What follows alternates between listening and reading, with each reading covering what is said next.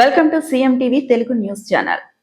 ఆంధ్రప్రదేశ్లోని పశ్చిమ గోదావరి జిల్లా తాడేపల్లిగూడెం మండలం పెద్ద తాడేపల్లి గ్రామంలో వెలిసిన శ్రీ సూర్యనారాయణ స్వామి ఆలయంలో తొలి ఏకాదశి వేడుకలు ఎంతో వైభవంగా ఆధ్యాత్మిక వాతావరణంలో జరిగాయి.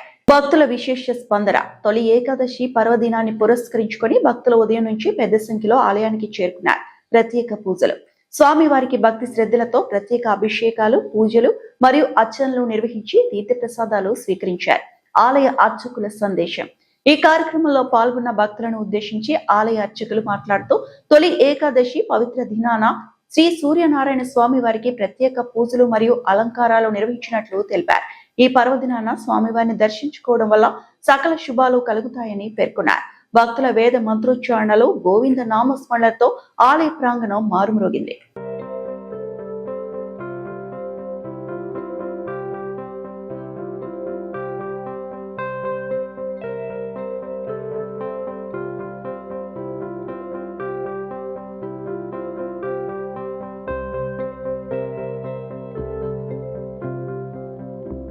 ఏకాదశి పర్వదిన సందర్భంగా స్వామివారికి పద్మిని ఉషాఛాయ సమేత సవిత్ర సూర్యనారాయణ స్వామివారికి ఉదయం పంచామృత సహిత ఫలరస సుగంధ ద్రవ్యాలతో అభిషేక అర్చనాది కార్యక్రమాలన్నీ కూడా జరిగాయి.